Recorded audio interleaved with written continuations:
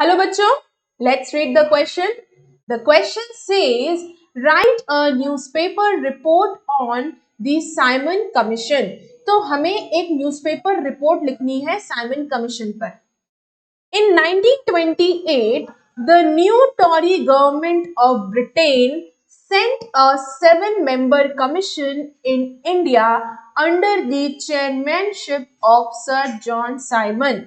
तो 1928 में ब्रिटेन की नई टॉरी सरकार ने कुछ 7 मेंबर का एक कमीशन भारत भेजा था जिसके चेयरमैन सर जॉन साइमन थे.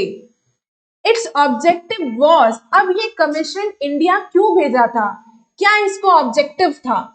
To look into the functioning of the constitutional system in India and to suggest changes.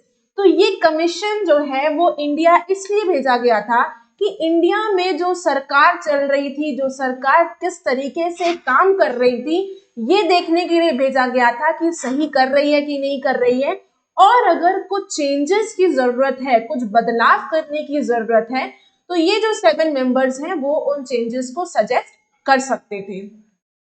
But the Indians strongly oppose the commission. लेकिन इंडियंस ने इस कमीशन को बहुत ही जबरदस्त तरीके से अपोज किया. क्यों? Because it had no Indian member, all were British. क्यों अपोज किया? इसलिए किया क्योंकि इसमें कोई भी इंडियन मेंबर नहीं था, सारे के सारे अंग्रेज थे. तो इस कमीशन को इंडियंस ने इसलिए भी अपोज किया कि इंडियंस जब इस कमीशन में नहीं है तो उनकी कोई बात भी नहीं सुनी जाएगी, सभी के सभी अंग्रेज थे. All parties, including the Congress and the Muslim League, jointly participated in the demonstration against it. Congress ने और मुस्लिम लीग और सारे बाकी जितनी भी पार्टियां थी, सब ने मिलकर इस साइमन कमीशन के खिलाफ प्रदर्शन किया.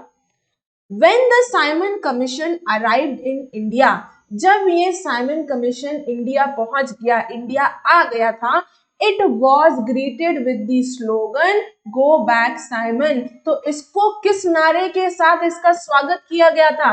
इसको बोला गया go back Simon, Simon commission वापस जाओ.